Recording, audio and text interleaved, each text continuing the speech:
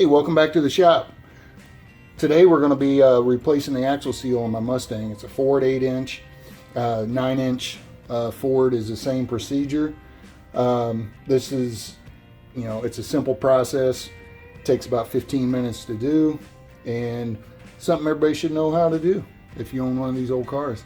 And part of this, I'm doing a disc brake conversion on this car. So, I've got to disassemble everything anyway. The axle seal is bad on the other side, so I'm going to go ahead and replace it on this side as well as I'm tearing everything apart. So I just thought I'd invite you guys along and show you how to do it. Let me get everything set up here. Alright, let's get to it. Get my gloves on here. Kind of at a really bad angle. Car's kind of up against the wall. So, alright. And I've got two other tires off, so I can't really move it right now. Alright. So, first step's remove the drum. So you have to wiggle it a little bit. If you can't get it off, there's an adjustment screw on the bottom that's accessible from the back side. You pop out a plug. You can put a screwdriver in there and ratchet it.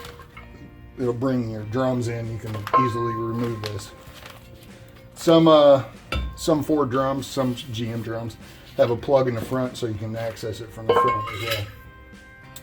Alright, this hole will allow me to, car's in neutral, this hole will allow me to get to the access bolts to pull this off, to pull the axle out. So it's 4 bolts, takes 5 minutes. Let me get a wrench and get started. I believe it's a 9/16. Okay, you can see this access hole allows you to take out these bolts. There's 4 bolts. Simply remove those, and I'll show you how to do that. Let me flip the camera back around. Okay, so let's do this. Get my gloves on here.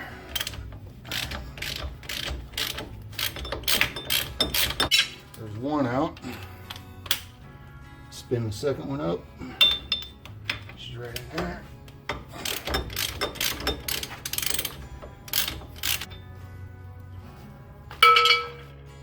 Dose.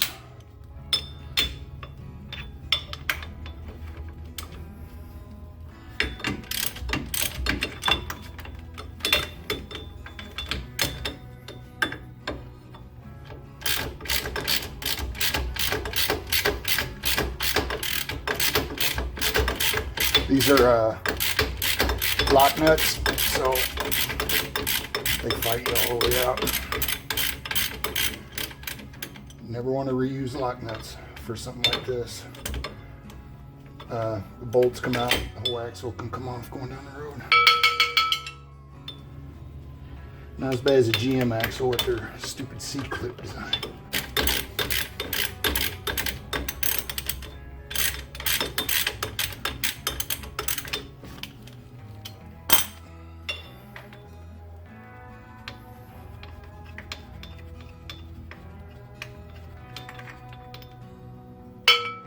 Okay, it's the only thing retaining an axle is the 4 bolts that I just took out, 4 nuts I took off. There's nothing in the differential, so here we go. Should be able to pop this right out. That easy. Sometimes it's not that easy. If it don't come off like that, you can take your drum, put it on upside down, and put it on backwards, put a couple bolts on, and kind of use it as a slide hammer to jerk it out. So you don't want to drop it and mess up your splines. So what I do when I take them out, give a quick inspection on the bearings, make sure put some load on it. It's moving nice and smooth.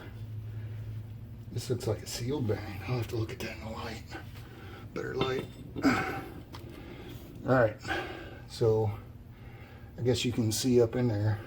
You're lucky you can't smell it. God, I hate the smell of gear oil. Alright, let me move you in a little closer here. Try not to blind you with overexposure. So my camera stand won't go any lower. So basically, I'm going to use a bearing seal puller, stick it in, slide hammer, a couple pops, comes right out. Okay, so this is the seal bearing puller I'm going to use. This is made by OEM. I borrowed it from AutoZone. It just screws onto a slide hammer like that. Quick and easy. This end tilts. Alright, so basically turn that sideways. You find it comes with 3 different size ends on it. You find the size that'll fit into your seal or back behind your bearing, slide it in, then that'll, when you pull it back, that'll straighten out and it'll capture the back of the seal or the bearing. Then depending on how tight it is, you might need to run this nut up in order to keep that straight. This should come out in just a couple pops, so I'm not going to worry about that. So, all right, here we go. Sticking her in the hole.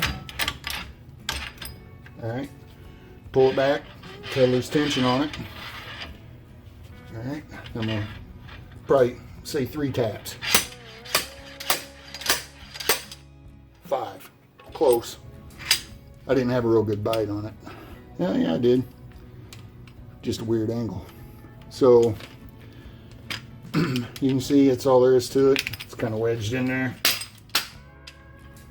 But anyway, you get the idea. That's how you pull a seal. All right, I'll show you how to reinstall.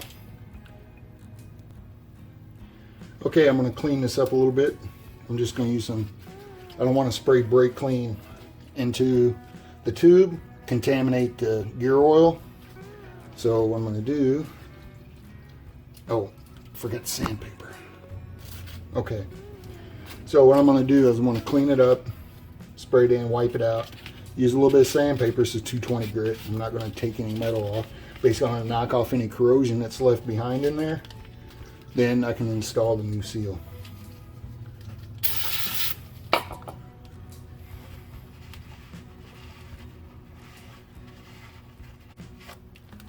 Normally, I would take this opportunity to clean up my brakes. I'd just hose this whole thing down with brake clean and get her nice and pretty before I put it back together. Get off any residual oil that may have leaked into the drum. I clean up the drum real well before, with brake clean before I put it all back together. Since this whole thing's going to come off for my disc brakes, I'm not going to go through that process. I'm going to make another video showing you how to take all this stuff off if you want to take it all the way off. Some people like to take it all down, clean it, paint it. It's just a couple extra steps.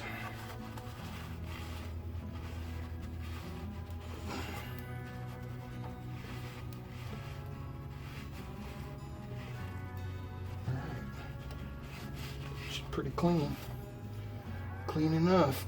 All right. Okay, here's a new wheel seal. Simple. It's just a lip seal. This one don't come with any sealing or anything around it. You don't really need it on this. It's a pretty tight fit. One thing I do recommend, I'll just stick my finger here, wipe a little grease around it or oil. Then before I slide the axle back in, I'll lubricate it with some oil just so it's not dry. Alright, I'm going to grab my seal installer.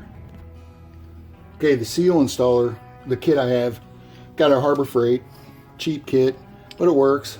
It's like 30, 40 bucks. I use a 20% off coupon, so I don't know exactly what I paid for it.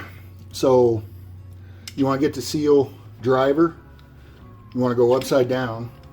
This is for installing a race, the tapered side. But for the seal, you want to go with one. It's just a little bit smaller than the seal.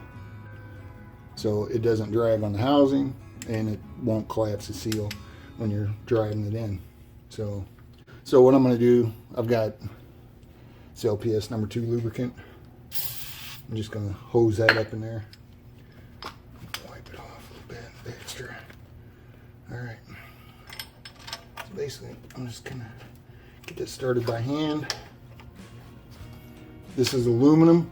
So I'm using a lead hammer. You don't have to. I just try not to mess this cheap tool up too bad.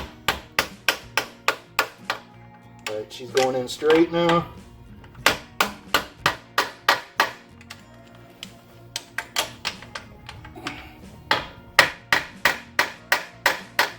She felt like she went in crooked. Nope, she's good. She's solid. She's in there. That's it. Reassembly is the reverse. You want to lube up your axle seal. Excuse me. Put a little grease on your axle seal. Slide your axle back in. Actually, let me just show you how to do that real quick. Alright. Just lubed her up. So then you just slide her back in. That's all you got to do. And put your 4 retaining bolt nuts back on, and you're done. All right. Well, thanks for watching. All right, I'm going to put a link down below and in the bitch session or upstairs, up over my head, whatever I can make it work. So I'm going to link the video where I pull this all apart, you know, and actually go through installation of the disc brake kit. So, well, thanks for watching. Hope to see you soon.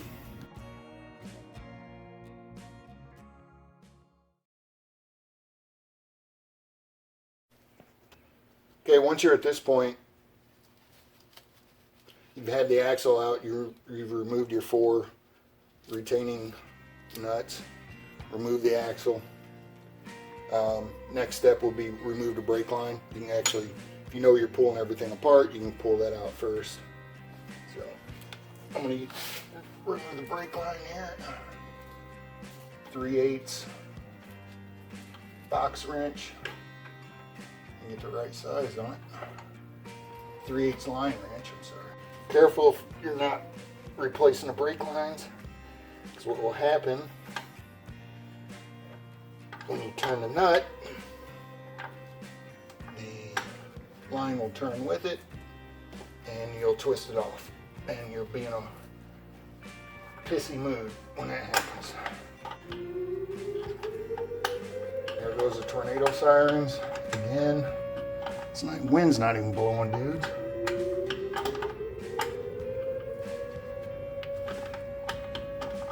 Humid enough to fucking rain though. God almighty, it's hot. Alright, I gotta get an open end. Okay, so I got the brake line off. It was just too hard to do it in front of the camera and not block the camera. So let's take it off real quick.